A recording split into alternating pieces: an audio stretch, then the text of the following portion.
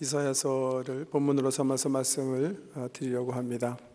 본문에 대한 설명보다는 이사야서에 대한 전체 개관을 함께 좀 공부하는 시간이 되겠습니다. 그 이유는 이미 아시겠지만 오늘부터 시작해서 우리 촌 공부의 본문이 이사야서이기 때문입니다. 앞으로 13주 동안 우리 주일 아침 촌 모임에서 이사야서를 읽어 나가게 될 텐데, 이사야서는 사실 그렇게 이해하기가 쉬운 책은 아닙니다. 그렇지만 굉장히 중요한 책이에요.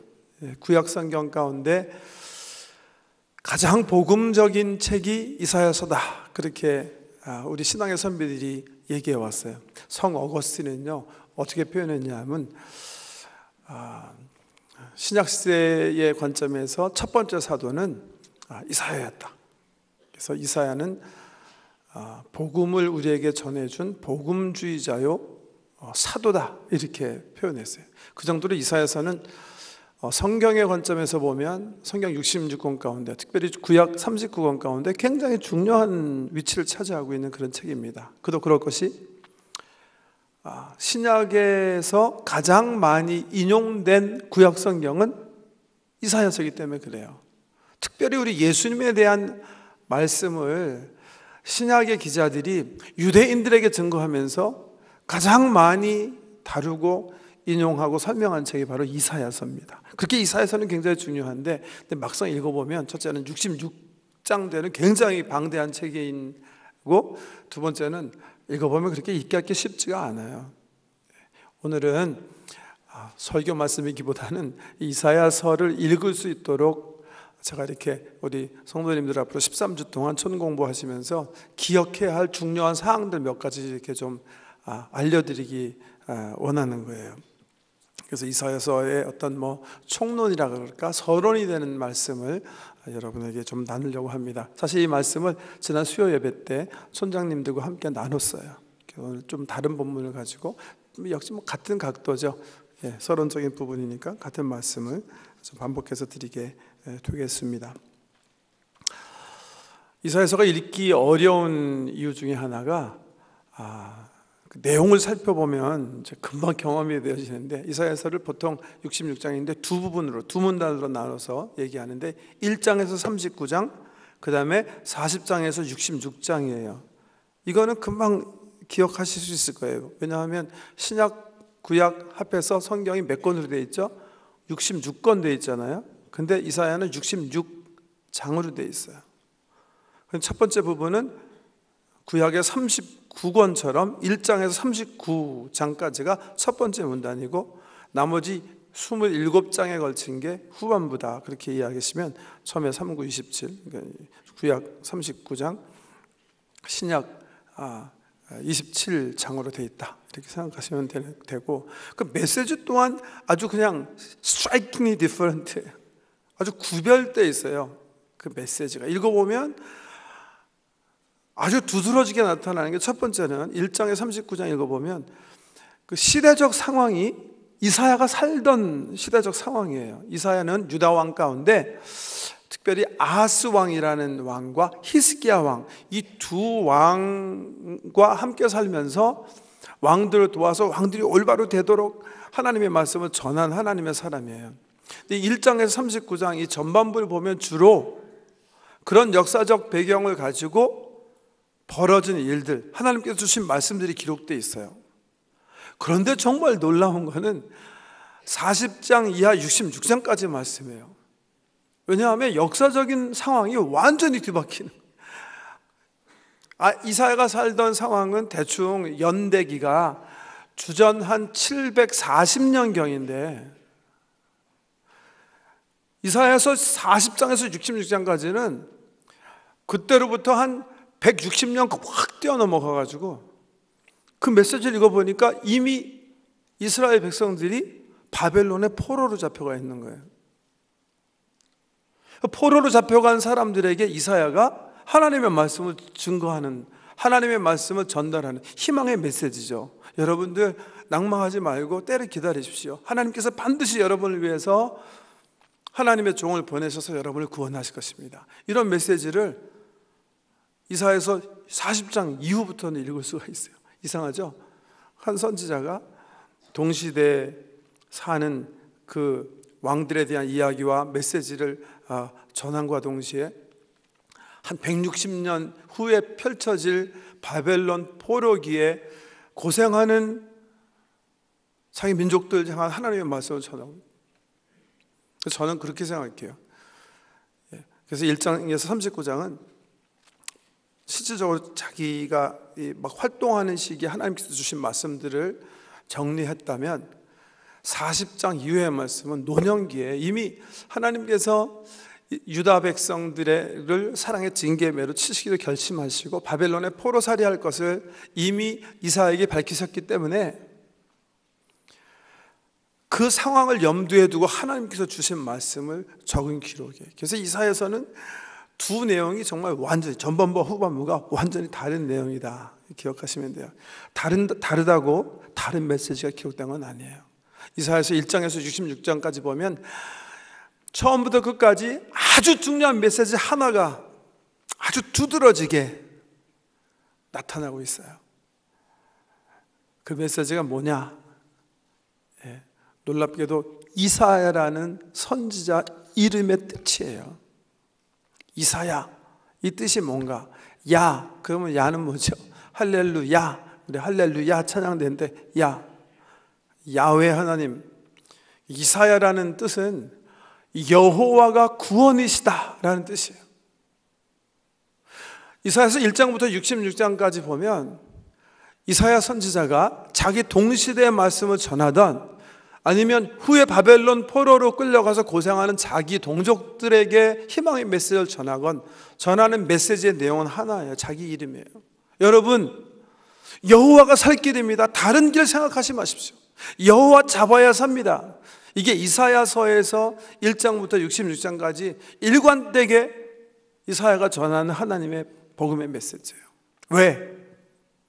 사람들이 그 당시 여호와 하나님을 자기의 살 길로 붙잡지 않고 다른 거 붙잡고 살고 있었기 때문에, 그러지 않으면 하나님께서 선지자를 보내실 리가 없어요. 보통 성경에 보면 선지자를 하나님께서 보내셨다 그랬을 때는 그 시대가 굉장히 악하다는 증거예요. 그렇지 않으면 하나님께서 그렇게 특별한 사람들을 보내가지고 하나님의 말씀을 그냥 막 직설적으로 전하게 하지 않으세요. 이사야 때 특별히 이사가 전하는 메시지에 반대되는 상황을 민족들이 연출하고 있었기 때문에 하나님께서 특별한 종을 보내셔서 그 복음을 전하는 거예요. 얘들아, 너희가 지금 잡고 있는 거 그거 아니다. 그거 정말 타다 남은 불뚜찌꺼기 같은 그런 것들이다. 아무것도 아니다. 그거 잡으면 너희 살지 못한다. 나를 잡아라. 여호와가 구원이시다. 여호와가 살 길이시다. 이 메시지를 전하기 위해서 이사야 선지자를 보내셔서 66장에 대한 장구한 책들을 통해서 우리에게 교훈하고 계시는 거예요. 첫 번째, 이스라엘 사람들이 그 당시 뭘 붙잡고 있었기 때문에 이사야가 그 메시지를 전했는가? 나중에 이제 우리 이사야서를 이제 공부해 보면 아시겠지만 하나님께서 이 메시지를 이스라엘 백성들에게 탁 심기 위해서 어떨 때는 이사야 선지자로 하여금 옷을 입지 못하고 벗은 몸으로 당기게 하셨어요. 그 메시지를 각인시키기 위해서 너희가 여호와를 살 길로 붙잡지 않고 너희가 지금 붙잡으려고 하는 거 붙잡고 살다가는 이사야 이 꼴 된다, 이거 보여주시기 위해서 이사야 선지자로 하여금 벗은 몸으로 하나님의 말씀을 전하도록 그렇게 하나님께서 하셨어요. 시대적으로 아주 중요한 그런 시기에 이사야를 보내셔서 말씀하신 거예요. 왜? 다시 이스라엘 백성이 잡아야 할 여호와를 붙잡지 않고 여호와를 의지하지 않고 다른 거 의지해서 살려고 하고 있기 때문에. 그게 뭘까? 이거를 잘 이해하셔야 이사야서를 이제 처음부터 읽어 나가시면서 이해하실 수가 있어요. 저의 바람은 이번에 이제 13주 동안 이사야서를 우리 성도님들이 촌공부를 통해서 읽어 나가시면서 공과에 있는 그 부분만 읽어 나가면 사실 이사야서 못 잡으실 거예요. 제가 생각하기에. 그러니까 힘이 드시겠지만 이사야서 66장 이번에 이 선지자서 한번 내가 이해해보자 욕심을 가지시고 1장부터 66장까지 가능하시면 이번 주, 안 되면 2, 3주 후 전체 우리가 이제 계속해서 이사야서 공부해 나갈 거니까 한번 쭉쭉 한번 살펴보셨으면 좋겠어요. 근데 살피시면서 읽어 나가시면서 지금 제가 말씀드리려고 하는 정치적 상황 하나를 딱 머릿속에 넣으시면 돼요. 그 당시 남왕국 유다, 이사야가 이제 활동하는 게 남쪽, 우리 이스라엘이 솔로몬 이후로 북왕국이랑 남왕국이랑 나눠졌잖아요. 우리 한국처럼. 남왕국에 이사야 선지자가 활동하는데 그 남왕국의 사정이, 정치적인 사정이 굉장히 아주 그냥 급박했다는 거예요. 물론 북왕국도 마찬가지였어요. 왜 그랬는가? 아수르라는 나라 때문에 그런 거예요. 그 전까지는 우리 인류 역사적인 관점에서 보면 아수르가 소위 제국주의를 표방해가지고 다른 민족을 넘보면서 잡아먹고 자기 문화나 언어 이런 것들을 다른 민족에게 강요하면서 다른 민족 위에서 지배하려고 하기 전까지는 사실 인류 역사 가운데 제국주의가 아직 등장하지 않았어요. 여러분 고대 문명 가운데 여러분 잘 아시는 메소포타미아 문명이 있고 또 나일강 유역에 있는 이집트 문명이 있어요. 이집트가 지금도 카이로가 보시면 엄청난 위엄과 문화를 자랑하고 있었고 엄청난 군사력을 가지고 있었어요. 그럼에도 불구하고 실질적으로 역사적으로 이집트는요 나일강 유역을 벗어나서 다른 나라를 집어삼키고 오랫동안 제국으로서 다른 민족을 억압하거나 그런 적이 없어요. 제가 생각하기에는 그 이유가 있을 것 같아요. 제가 이집트 가보니까 이 왕들이요 제정신이 아니었던 것 같아요. 모든 국민의 에너지를 자기네 그 왕들의 무덤 파는 데 사용하는 거예요. 소위 피라미드라는 거예요. 엄청난 스케일의 그 과학적인 그 묘지를 만들고 자기들 무슨 이렇게 섬기는 뭐 스핑크스나 이런 뭐 동상들 만드는 일에 엄청난 국력을 사용하고 있었는데 어떻게 그런 국력을 낭비하는 민족이 다른 민족을 다스릴 수가 있겠어요? 그러니까 실질적으로 역사적으로 보면 이집트는 엄청난 문화와 유형을 자랑했지만 제국주의로 나가지 못해요. 그렇다고 제국주의가 좋다는 거 아니에요. 하나님께서는 제국주의 싫어하세요. 안 좋아하세요. 성경에 보면 민족이라는 개념이 바벨탑 사건 이후에 더 아주 강하게 부각돼서 등장하는데 창세기 12장에 보면 하나님께서 아브라함을 부르셔서 축복하시면서 아브라함아 내가 살던 갈대아 우르 친척 아비 집을 본토 떠나서 내가 지시할 땅으로 가라. 그럼 내가 너를 복되게 하겠고 너로 큰 민족을 이루게 하겠다. 네가 민족의 조상이 되게 하겠다. 한 민족의 조상이 되게 하겠다. 창세기는 벌써 창세기 12장에 분명하게 민족의 개념을 얘기해요. 또 하나 중요한 순간이 이삭이 리브가와 동침해갖고 아이를 갖게 되는데 리브가의 배에 쌍둥이가 들어섰잖아요. 그때 성경이 뭐라고 설명해요? 내 복중에 두 민족이 있다 그러죠. 첫째 에서는 그래서 나중에는 에도마이트 민족의 조상이 되는 거고 야곱은 이스라엘의 조상이 되잖아요. 민족의 개념이 있어요. 하나님께서 민족을 만드시고 민족의 경계를 정하셔갖고 그 경계 속에서 민족들이 살아가게 했는데 제국주의는 하나님께서 원하시는 거 아니에요. 아수르 전에 아주 강력한 나라가 중동에 하나 있었어요. 누가 통치하는 나라였죠? 다윗이 통치하는 나라였어요. 다윗은 당대에 엄청난 위용을 자랑하고 있었어요. 애굽보다 아수르보다 근 7, 8배나 되는 군사를 가지고 있었어요. 성경에 보면 다윗이 동원할 수 있는 군사 수가 130만이 넘는다 그랬거든요. 아수르가 지금 제국주의 하면서 거느리는 군대가 불과 한 18만이었거든요. 8배나 되는 군사를 가지고 있었지만 다윗은 제국주의 지향하지 않았어요. 자기 경계를 지켰어요. 하나님께서 정해주신 구역 속에서 통치했어요. 다른 나라의 조공을 받고 위협을 느끼게 했을지는 모르지만 제국주의로 나가지 않았어요. 왜? 하나님께서 원치 않으셨기 때문에. 하나님께서 원하시는 하나님 나라가 지향해야 되는 것은 어떤 거죠? 제국주의가 아니라 제사장 나라예요. 섬기는 나라예요. 우리를 통해서 다른 사람이 잘 살게 하는 나라 하나님께서 원하시는 거예요. 이스라엘을 하나님께서 세우시면서 너희 혼자 잘 살아라 그렇게 세우신 거 아니고 너희는 내 제사장 나라다. 출애굽기 19장에서 그렇게 말씀하시잖아요. 그래서 다윗은 그렇게 범죄하지 않았어요. 그런데 주전 900년부터 강력하게 상아시아에서 일어난 아수르라는 나라가 점점 인류 역사상 처음으로 제국주의 야망을 드러내기 시작하는 거예요. 그래서 8세기에 들어와서는, 즉 한 주전 700, 70년 경에는 아주 강력하게 니느웨 중심으로 다른 나라들을 제압하면서 다른 나라들을 잡아먹기 시작하는 거예요. 지도 한번 띄워줘 보세요. 니느웨가 어디 붙어 있는지 한번 보세요. 네, 여기 니느웨 보이시죠? 페르시아만에서 올라가는 게 티그리스 강입니다. 요 옆에가 그 유명한 유브라테스 강입니다. 바벨론 제국은 요 메소포타미아 문명이 고대 문명의 뭐 최초의 문명이다 그러는데, 요 지역에서 이제 메소포타미아 문명이 처음 우리 인류의 고대 문명의 처음으로 이제 시작됐다 그러고, 고강 상류의 니느웨 중심으로 요 아수르라는 나라가 주전 900년부터 이제 자기 나라 세력을 키우면서 제국주의 야망을 불태우기 시작해요. 그래서 이 하류 지방을 점령하고, 먼저 주전 770년 경부터는 이제 야욕을 이제 서쪽으로 이제 드러내기 시작해서 이쪽 지역을 먹으려고 지금 꿈을 꾸기 시작하는 거예요. 이쪽으로 보면 제일 처음 나오는 나라가 어떤 나라예요? 여기 아람, 수리아입니다. 수리아. 그리고 그 다음에 점령해야 되는 나라가 어떤 나라? 예, 이스라엘입니다. 북왕국 이스라엘입니다. 예. 왜 예루살렘이 여기 붙었는지 모르겠는데 여기 붙어 있어요. 네.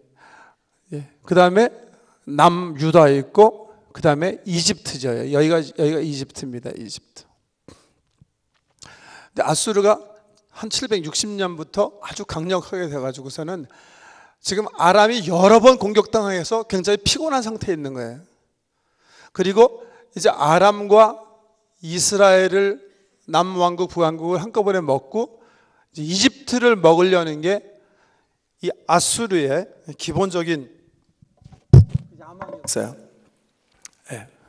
그 상황 속에서 활동하게 된 게 이사야예요. 근데 이사야 전에, 이사야가 한 주전 740년 전에 40년 경에 활동을 했다면, 여러분 성경 가운데 여러분 잘 아는 선지자 하나가 한 760년, 한 이사야 관점에서 한 20년 전에 활동한 그런 선지자가 있어요. 누군지 기억하세요? 네, 요나예요. 요나 선지자는 어떤 메시지 하나님께로부터 받아요? 갑자기 하나님의 말씀이 요나에게 임해서 요나에게 뭐라고 하시냐? 하나님이, 야, 지금 상아시아에서 방방 뜨고 있는 그 아수르라는 나라가 내가 봤더니 너무나 얘네가 죄악을 많이 범하고 있어. 그러니까 요나, 네가 가서 얘네 회개하도록 해라. 회개 안 하면 내가 정말 이 나라를 쳐서 멸망한다고 가서 전해라. 이렇게 얘기하는 거예요. 요나의 관점에서 보면 이거는 말도 안 되는 얘기예요. 지금 아수르가 지금 자기네 나라를 곧 잡아먹게 다 돼 있는 상황에서 속으로 저놈들 멸망하라고 그냥 선지자니까 주님께 나가서 울부짖으면서, 하나님 우리나라 살려주세요. 우리가 선민인데 저 아수르 놈들이 우리 먹으려고 그래요. 그러고 있는 실정인데 갑자기 하나님께서 뭐라 그러시냐면, 야, 아수르 쟤네 너무나 죄악이 관영하니까 내가 화나기 전에 네가 가서 회개시켜라. 그러는 거예요. 여러분 같으면 어떻게 하겠어요? 저는 요나 정말 이해해요. 이 애국자거든요. 이 민족을 정말 사랑하는 사람이니까 그 말 떨어지자마자 그냥 부둣가로 나가는 거예요.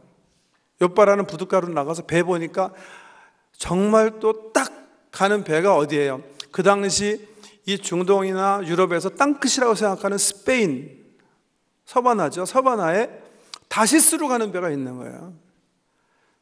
그래갖고 그 배 그냥 올라탄 거예요. 요나가. 자기는 죽으면 죽었지, 우리 민족을 지금 삼키려는 놈들 거기 가서 회개시키는 일을 못하겠다는 거예요. 물론 그렇게 가다가 하나님께서 풍랑 만나게 하셔가지고 물속에 던진 바 되고 3일 동안 큰 물고기 뱃속에 있다가 토해내가지고서는 회개하고서 다시 하나님 말씀하신 대로 회개하고 아수르의 성인 니느웨에 가잖아요. 요한화서 보면 니느웨는 3일 사람들이 걸어서 3일 걸어야 걸을 수 있는 그런 길이다. 그렇게 실질적으로 1812년경에 영국의 고고학자가 이 아수르 니느웨를 발견했어요. 그 전까지는 니느웨가 이렇게 뭐 모래 속에 이렇게 다 잠겨 있었는데요. 그래서 모래 산이 하나 있었는데 산이요. 그 산이 그냥 산인 줄 알았는데 나중에 보니까 니느웨 성이었기 때문에 발굴 작업이 돼서 지금 많은 그 유적들이 영국 박물관에 있습니다. 왕립박물관에 있다고 하는데요. 엄청난 성 니느웨예요. 그 마차가 3대가 함께 다닐 수 있을 정도의 성벽 크기에 한 25km 되는 성벽을 쌓은 고대 사회에 정말 가장 으뜸되는 그런 성이에요. 요나 가가지고 하나님의 명령을 받았지만 참 성경에 보면 요나의 마음을 여러분 이해하셔야 돼요. 요나가 살살 복음을 전해요. 이거 세게 전했다가 이거 회개하면 큰일 나니까 대충 그냥 하는데 기적이 일어나요. 그 거지같이 그냥 성의 없이 전했는데 그 소식을 듣고, 이게 메시지가 뭐였냐 하면 너희 하나님께서 이제 40일 안에 회개 안 하면 너희 성을 무너지게 하실 것이다. 그 메시지였는데 그 말을 듣고 듣는 사람마다 막 죄를 뒤집어쓰고 막 배에 옷을 갈아입고 막 통곡하면서 하나님께 회개하면서 기도하는 거예요. 그래갖고 막 여러 사람들이 성내 그 기도하기 시작하니까 그 소문을 왕이 들어요. 왕은 사실은 요나 만나지도 않았는데 이 왕이 그 소문을 듣고 야 정말 큰일 났구나. 자기가 막 죄를 뒤집어쓰고 배옷을 입고 한 수 더 떠가지고서는 이제부터는 니느웨 성에 있는 모든 사람과 동물도 금식이다. 그래갖고 동물 개까지 다 그냥 금식시키는 거예요. 그러면서 하나님 앞에 회개해요. 그러니까 요나는 정말 요즘 젊은 아이들 얘기하는 거는 미친 존재감이죠.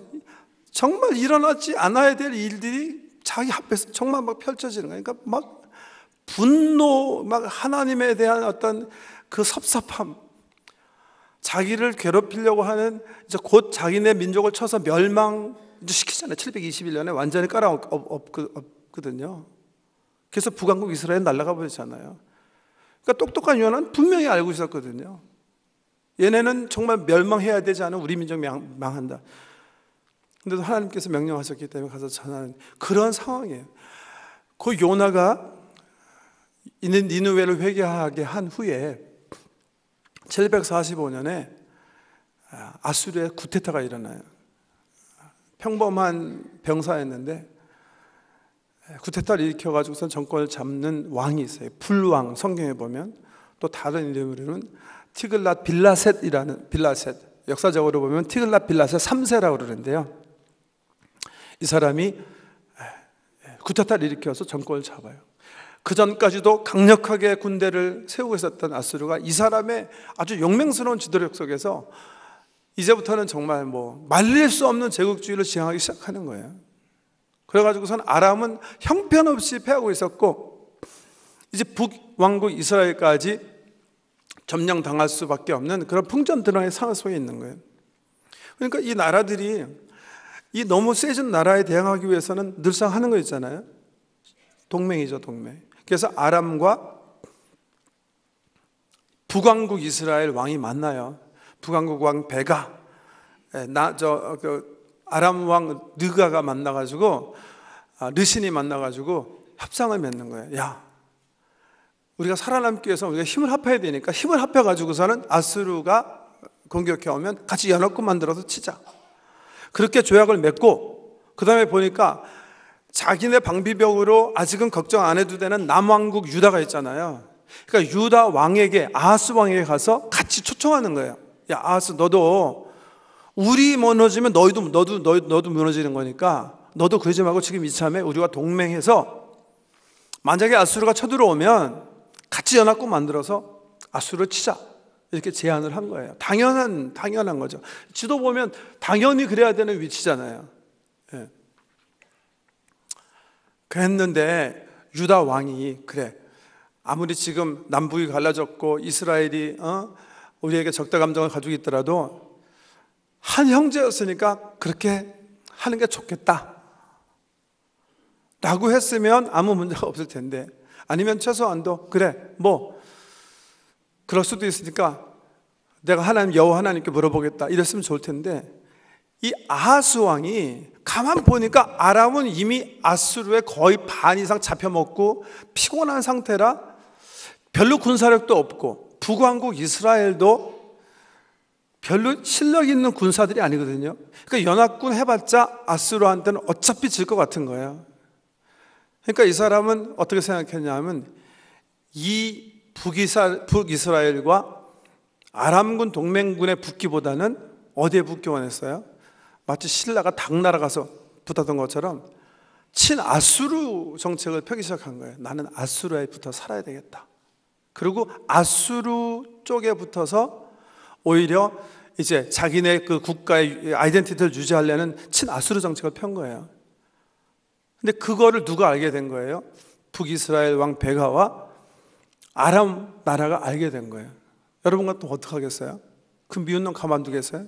그러니까 아수르도 아수르지만 너 우리 배반하고 그러면 양쪽에서 아수르랑 우리랑 협공하려고 그러면 너부터 먼저 공격해야 되겠다. 그래가지고서는 북왕국 이스라엘, 아람 동맹군이 먼저 이스라엘, 남왕국, 남유다, 이스라엘을 공격하려고 하는 거예요.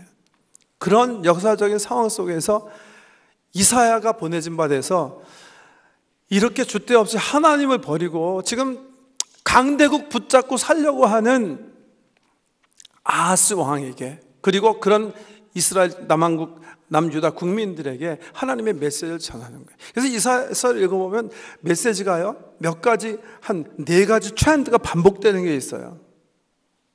첫째는 뭐예요? 이사야 그 이름이라고 그랬죠. 너희가 정말 살기 위해서는 하나님 붙잡아야 된다. 강대국 붙잡아서 사는 거 아니다. 강대국이 지금 당장은 강해 보이지만 좀 아까 우리 성경 부직갱이 구루터기에 불과하다. 좀 있으면 다 꺼질 불에 불과하니까 그거 붙잡고 살라 그러지 말고 여호와 하나님을 붙잡으라는 거예요. 그래서 그렇게 외교 이렇게 굴욕 외교를 통해서 살려는 그런데 에너지 사용하지 말고 오히려 하나님께서 성경 통해서 말씀하신 바 과부들 잘 돌보고 고아들 잘 돌보고 힘없는 사람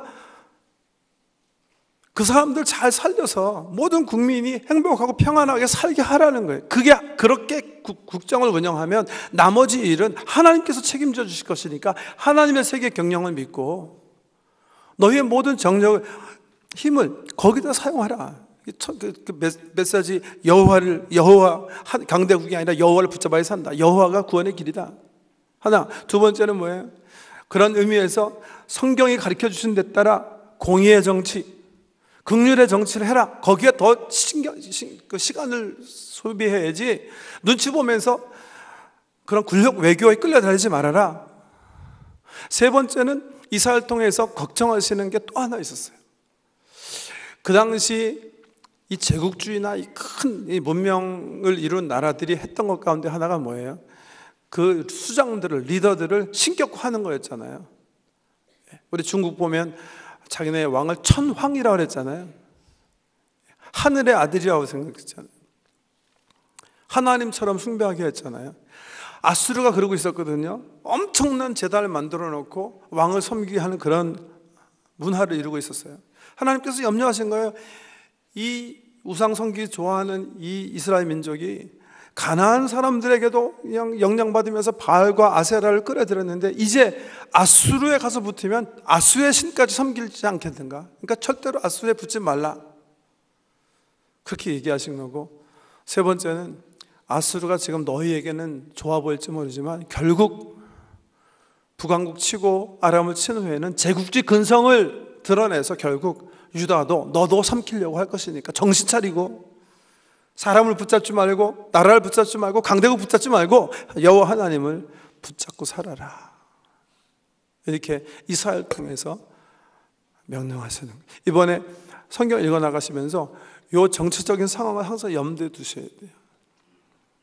아수르가 상아시아를 다 삼키려고 하는 야욕을 가지고 엄청난 세력으로 남왕국 유다를 향해서 내려오고 있는 상황 속에서 아하스가 친아수르 정책, 아수르에 붙어서 살려고 하는 상황 속에서 이사야 선지자를 통해서 하나님께서 너 그건 아니다. 그게 살 길이 아니다. 너희가 정말 살려면 하나님 말씀대로 하나님을 신뢰하고 하나님을 의지하면 산다. 그렇지 않으면 너희도 똑같이 징계의 매로 나라의 명맥을 유지하지 못할 것이다 하는 경고의 메시지, 또 격려의 메시지를 주는 게 바로 이사야서다. 그렇게 생각하고 읽으시면 충분히 이해하실 겁니다. 오늘 본 말씀의 내용, 이 역사적인 배경이 열왕기에 나와 있어요. 한번 보세요. 열왕기 하 16장 좀 한번 살펴보겠습니다. 열왕기 하 16장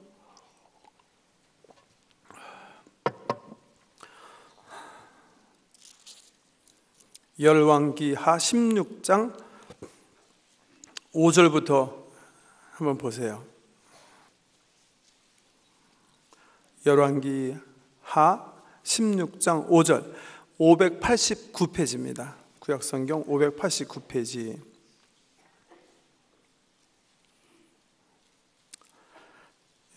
이때에 아람의 왕 르신과 이스라엘의 왕 르말랴의 아들 베가가 예루살렘에 올라와서 싸우려 하여 아하스를 에워쌌으나 능히 이기지 못하니라.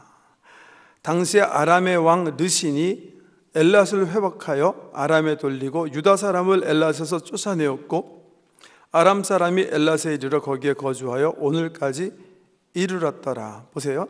두 나라가 왜 쳐들어왔다고요? 남쪽으로. 네. 이스라엘과 원래 이스라엘이 북왕국 이스라엘과 아람이 유다 왕에게 동맹을 맺자고 신청을 했는데 거부한 거예요. 아하스가. 우리는 아수르에 붙어 살겠다. 그래서 그 정책이 확인되자마자 두 나라가 연합해서 남왕국을 먼저 쳐버리려고. 왜? 그래야 협공당하지 않으니까 쳐들어온 거예요. 그랬더니 7절에 보세요. 아하스가 무슨 짓을 했는지 이제 성경에 기록하시는데요. 아하스 왕, 지금 이사야와 계속 함께 살아가는 아하스 왕이 7절에 보면 아하스가 아수르 왕 디글랏 빌레셋에게 사자를 보내 이르되 나는 왕의 신복이요 왕의 아들이라. 이제 아람 왕과 이스라엘 왕이 나를 치니 청컨대 올라와 그 손에서 나를 구원하소서 하고. 그러니까 아하스는 사실 하나님이 제일 싫어하시는 거예요. 세상적으로 얘기하면 굴욕 외교의 첨단을 걷는 거예요. 하나님께서 하나님 나라 선민 국가의 왕으로 삼으셨는데 이 아저씨가 다른 나라 아저씨한테 가가지고 나는 당신의 신하입니다. 나는 당신의 아들입니다. 아마 이 아하스 아저씨가 임했을 때는 절대 이런 말이 기록되지 않으리라고 생각하고 썼을 거예요.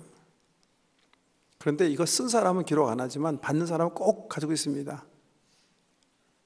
성경이 딱 기록하는 거예요. 치욕적인 외교죠. 한 국가의 왕이 다른 나라 왕한테 내가 당신 아들이다. 다른 말로 하면 나는 개 같은 놈이다. 그런 식으로 한 거죠. 굴욕 외교. 나를 도와주십시오. 그리고 8절에 보면 아하스가 여호와의 성전과 왕궁 곳간에 있는 은금을 내어다가 아수르 왕에게 예물로 보내더니 아수르 왕이 그 청을 듣고 곧 올라와서 다메섹을 쳐서 점령하여 그 백성을 사로잡아 기르로 옮기고 또 르신을 죽였더라. 먼저 지도에 보시는 대로 뭐예요? 아람이 제일 가깝잖아요. 아람 나라를 다 정복하고 무너져 내리는 거예요. 누가? 아수르가. 누구한테 돈 받고? 북왕국 이스라엘의 형제인 유다. 이거 하나님께서 하지 말라고 그러신 거거든요. 하나님께서 원치 않으셨어요. 어차피 북이스라엘은 내가 선보일 거니까 너는 stay away. 얘가 잘못하더라도 너는 치지 말라는 거야. 너희 형제니까. 절대 그러지 말아라 그랬는데 결국은 남왕국 유다가 아수르가 북왕국을 칠 기미를 다 제공하는 거예요. 그러니까 아수르 대의명분을 얻어가지고서는 내려와갖고 유다의 형제된 북왕국 이스라엘을 때리는 거예요. 하나님께서 이런 죄를 기억하세요. 남왕국이 범한 이런 죄를 기억하세요. 쌓아두세요. 그리고 결국 남왕국도 바벨론에 의해서 짓밟히게 하시는 거예요. 이제 아수르 통해 가지고서는 승리했어요. 이제 북왕국이 힘이 없어졌고 아람은 아주 그냥 철퇴를 맞은 것처럼 거의 무너져 내렸고, 그 은총을 입고 아하스 왕이 뭐 했나 보세요. 10절에 보면 아수르 수도인 니누에 방문하는 거예요. 이게 무슨 방문이죠? 감사사절단이죠. 근데 신하를 보낸 것도 아니고 자기가 신하라고 그랬으니까 지가 직접 가는 거예요.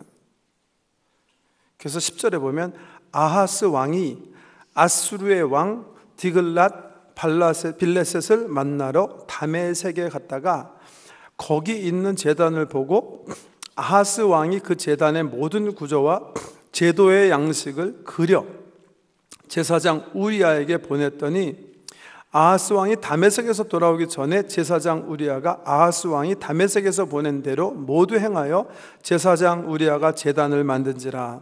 왕이 다메섹에서 돌아와 제단을 보고 제단 앞에 나아가 그 위에 제사를 드리되 자기의 번제물과 소제물을 불사르고 또 전제물을 붓고 수은제 짐승의 피를 제단에 뿌리고 또 여호와의 앞 곧 성전 앞에 있던 놋제단을 새 제단과 여호와의 성전 사이에 옮겨다가 그 제단 북쪽에 그것을 두니라. 아하스 왕이 제사장 우리아에게 명령하여 이르되 아침 번제물과 저녁 소제물과 왕의 번제물과 그 소제물과 모든 국민의 번제물과 그 소제물과 전제물을 다 이 큰 제단 위에 불사르고 또 번제물의 피와 다른 제물의 피를 다 그 위에 뿌리라. 오직 놋제단은 내가 주께 여쭐 일에만 쓰게 하리라 하며 제사장 우리아가 아하스 왕의 모든 명령대로 행하였더라. 여기 보면 좀 아까 니누에가 아니라 다메섹이죠. 다메섹은 원래 아람 나라의 수도예요. 그런데 이 디글랏 빌레셋이 전쟁에 승리하고 나서 거기다가 역사가들의 말에 의하면 로마 장군들이 그 다른 나라 점령하고 들어오면 뭘 통과하죠? 개선문을 통과하지 않습니까? 그런 것처럼 승리를 경축하기 위해서 큰 제단을 만들어 놨다는 건데요.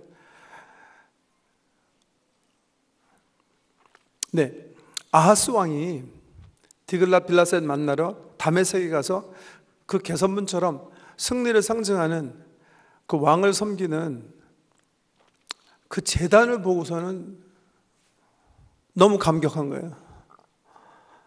마치 우리 옛날 한국의 사신들이 말이죠. 지금 북경에 있는 자금성 이렇게 보면 워낙 사이즈가 크니까 제가 가보니까 그렇게 크지도 않아요. 사실은 우리 창덕궁이 한 100배 정도 되나.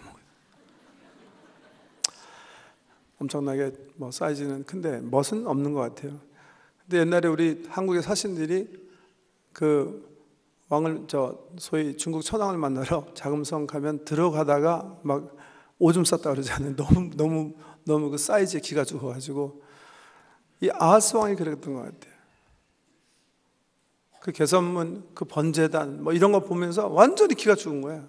그래가지고서는 저렇게 해야지 나라 잘 되는 거구나 생각하고서는 즉시 사람 통해가지고 보좌관 통해가지고 그림 그려가지고 예루살렘에 있는 제사장에게 준 거예요. 그래갖고 이거 만들어서 우리도 그렇게 하자. 그렇게 하고 다윗 왕 자기 선조가 만든 예루살렘 성전의 제단을 다른 데로 이렇게 북쪽 한 대 이렇게 갖다 놨다는 거예요. 그래서 모든 번제물을 그 이후부터는 새로 만든 아수르식 제단에서 제물을 바치도록 그렇게 했다는 거예요. 이사야서는 아하스 왕이 이런 정치적인 상황 속에서 정말 바르게 하나님을 섬기도록 옆에서 계속 충고하고 도전하고 선도하기 위해서 애쓴 사람이에요. 말 안 들었어요. 아하스가 끝까지.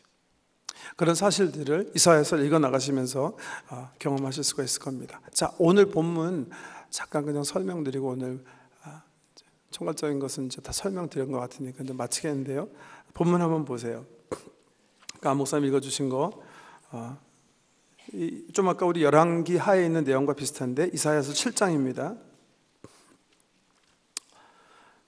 우시아의 손자요 요담의 아들인 유다의 아하스 왕 때에 아람의 르신 왕과 르말리아의 아들 이스라엘의 베가 왕이 올라와서 예루살렘을 쳤으나 능히 이기지 못하니라. 어떤 사람이 다윗의 집에 알려 이르되 아람이 에브라임과, 여기서 에브라임은 북왕국 이스라엘입니다, 과 동맹하였다 하였으므로 왕의 마음과 그의 백성의 마음이 숲이 바람에 흔들림같이 흔들렸더라. 그때 여호와께서 이사야에게 이르시되 너와 네 아들 스얄 야숲은 윗못 수도 끝 세탁자의 밭 큰 길에 가서 아하스를 만나 그에게 이르기를 너는 삼가며 조용하라. 르신과 아람과 르말리아의 아들이 심히 노할지라도 이들은 연기나는 두 부직갱이 그루터기에 불과하니 두려워하지 말며 낙심하지 말라. 아람과 에브라임과 르말리아의 아들이 악한 꾀로 너를 대적하여 이르기를 우리가 올라가 유다를 쳐서 그것을 쓰러뜨리고 우리를 위하여 그것을 무너뜨리고 다무엘의 아들을 그 중에서 세워 왕으로 삼자 하였으나 주 여호와의 말씀이 그 일은 서지 못하며 이루지 못하리라. 대저 아람의 머리는 다메섹이요 다메섹의 머리는 르신이며 65년 내에 에브라임이 패망하여 다시는 나라를 이루지 못할 것이며 에브라임의 머리는 사마리아요 사마리아의 머리는 르말리아의 아들이니 만일 너희가 굳게 묻지 아니하면 너희는 굳게 서지 못하리라 하시니라. 이사야를 통해서 하실 말씀이 뭐예요? 지금 두 나라가 동맹해서 너 친다고 그래서 절대 두려워하지 말아라. 떨 거 없다. 왜 이렇게 부들부들 떨고 있느냐? 내가 있지 않느냐? 걱정하지 말아라. 내가 너를 지켜줄 것이다. 내 말을 믿고 be still 해라. 조용해라. 삼가라. 이 메시지예요. 그런데 아하스가 하나님의 말씀 믿지 못하는 거예요. 당장 지금 자기를 치려고 하는 두 동맹국이 너무 무서운 거예요. 그러니까 하나님께서 10절에 보시면 보세요. 우리 이사야에서 우리 성도들이 제일 많이 아는 말씀이 여기 등장하는 거예요. 이렇게 이사야가 얘기해요. 그러면 오케이, 믿기 위해서 그러면 징조를 하나 구해라. 징조, 기적을 하나 하나님께 구해봐라. 그러면 너 앞에서 내가 기적을 일으켜줄게. 그 기적을 보고서라도 내 말을 믿어라. 그렇게 하나님께서 하시는 거예요. 보세요. 10절에 여호와께서 또 아하스에게 말씀하여 이르시되 너는 내 하나님 여호와께 한 징조를 구하되 깊은 데에서든지 높은 데에서든지 구하라 하시니, 무슨 말씀이냐면 오케이, 내 말을 네가 잘 못 믿고 너무나 불안해하는데 그러지 말고 나에게 증거를 한번 달라고 해라. 그럼 내가 너 앞에서 기적을 보여주겠다. 깊은 데서 하든지 높은, 이럴 때면 그 높은 데서 저 북극성이 남쪽으로 지금 당장 움직이게 해주세요. 그럼 내가 하겠다. 그거 보고라도 날 믿어라. 그게 하나님께서 이사야 통해서 얘기하신. 그때 아하스가 정말 두렵고 무섭기 때문에 네, 죄송하지만 제가 한번 그러면 하나님 한번 징조 구하겠습니다 했으면 좋은데, 이 아저씨가 또 뭐라 그러냐면 12절에 보면 아하스가 이르되 나는 구하지 아니하겠나이다. 나는 여호와를 시험하지 아니하겠나이다. 이게 또 말 같은 말을 또 하는 거예요. 내가 어떻게 이 사람인데 어떻게 하나님을 내가 시험할 수 있겠습니까? 나는 그런 우를 범하지 않겠습니다. 이러면서 하나님의 말씀을 또 한 번 버리는 거예요. 그러니까 사실은 마음속으로는 나는 그래도 일단 살고 봐야 되겠다 이거죠. 나는 일단은 아수를 잡아서 살아남아야지. 지금 적군이 앞에 있는데 여호와 이건 못 믿겠다 이거죠. 그 상황 속에서 이사야 선지자가 놀라운 예언의 말씀을 선포하는 거예요. 근데 이 말씀은 어떤 의미에서 이사야가 무슨 말 자기가 하는 줄 잘 몰랐을지도 모르겠는데요. 그 다음에 보세요. 13절 이사야가 이르되 다윗의 집이여 원컨대 들을지어다. 너희가 사람을 괴롭히고서 그것을 작은 일로 여겨 또 나의 하나님을 괴롭히려 하느냐. 그러므로 주께서 친히 징조를 너에게 주실 것이라. 보라. 함께 읽을까요? 시작. 처녀가 잉태하여 아들을 낳을 것이요 그 이름을 임마누엘이라 하리라. 이게 말이 안 되는 그 징조를 이사야 선지자가 선포하는 거예요. 처녀가 아이를 낳게 될 것이다. 그의 이름은 임마누엘이실 것이다. 믿지 않는 너희를 위해서 하나님께서 징조를 주실 것이다. 하나님께서 구원의 역사를 펼치실 것인데 그 사인은 처녀가 아이를 낳을 것이고 그 아이 이름이 임마누엘이라는 것이다. 그렇게 선포를 해요. 나중에 마태복음 1장에 보면 예수님께서 정말 여러분 인류 역사 가운데 성령으로 처녀가 잉태해서 사람을 출산한 것은 성경에 마리아밖에 없어요. 마리아밖에. 이 놀라운 사실이 이사야의 입으로 선포된 것이 마태복음 1장에 보면 그대로 인용이 돼서 우리 예수 그리스도의 탄생을 이사야가 예언한 것으로 이렇게 소개하고 있는데요. 이사야서 관점에서 이 말씀을 살펴보면 근본적으로 이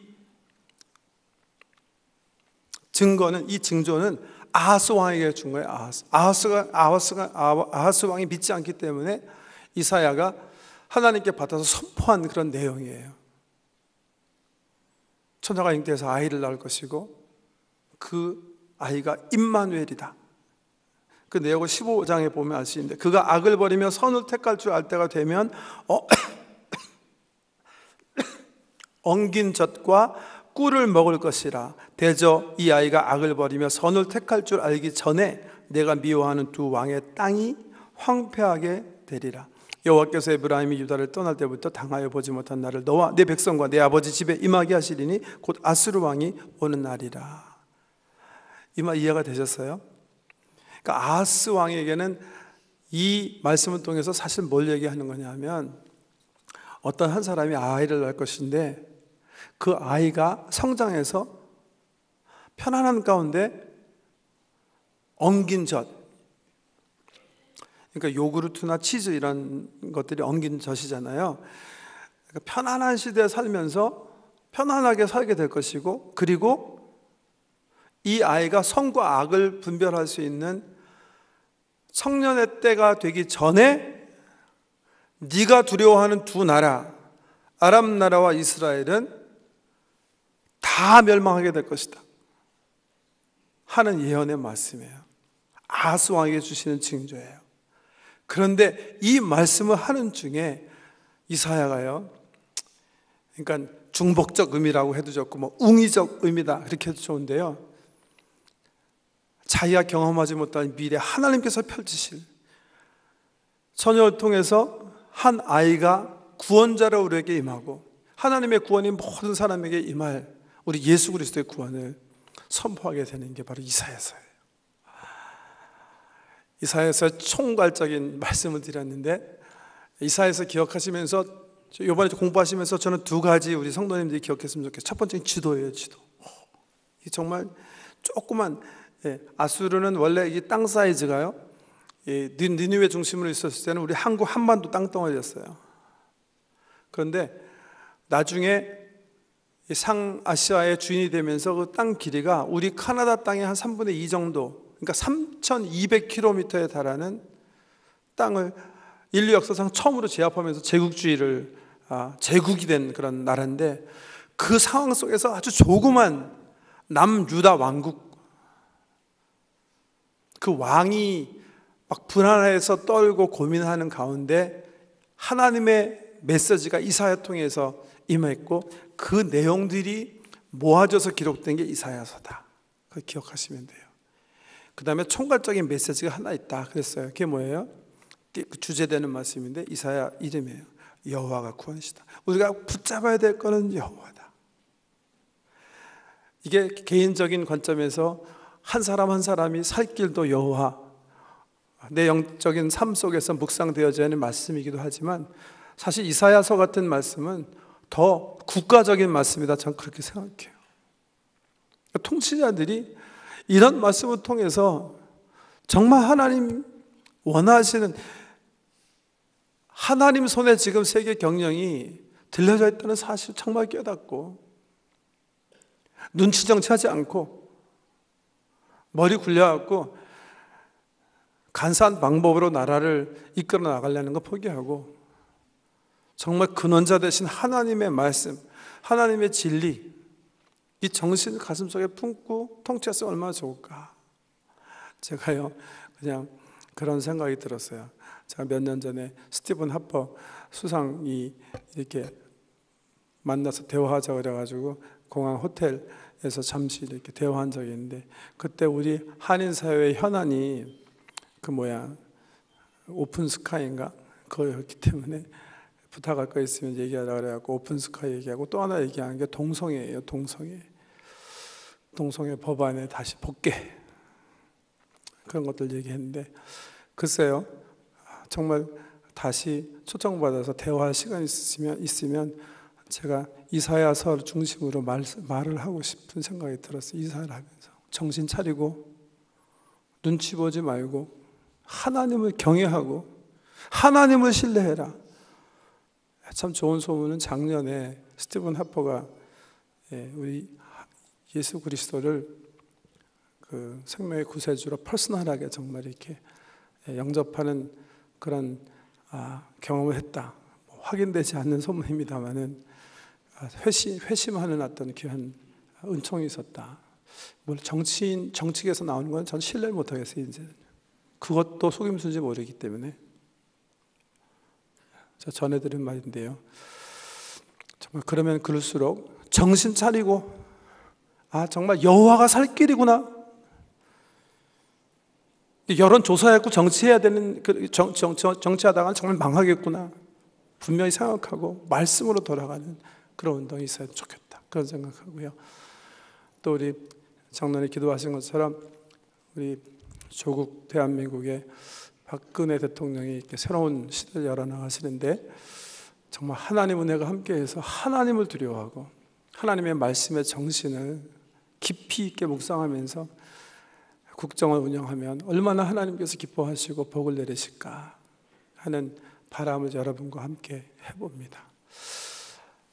우리 이 시간 함께 잠깐 우리가 몸담고 살고 있는 이 땅, 카나다 땅, 그리고 국민을 섬기시고 있는 정치 지도자들, 또 두고 온 조국, 우리 2분 동안 이 두 나라가 오늘 이사야서를 통해서 우리에게 주신 말씀처럼 여호와가 살 길인 것을 깨닫고 하나님 말씀의 정신에 입각해서 나라를 세워나가는 그런 제사장 나라가 되도록, 그리고 정치하시는 분들이 정말 하나님 두려워하고 주님의 말씀을 사랑하는 그런 진리의 대행자가 되도록 축복하고 기도합시다.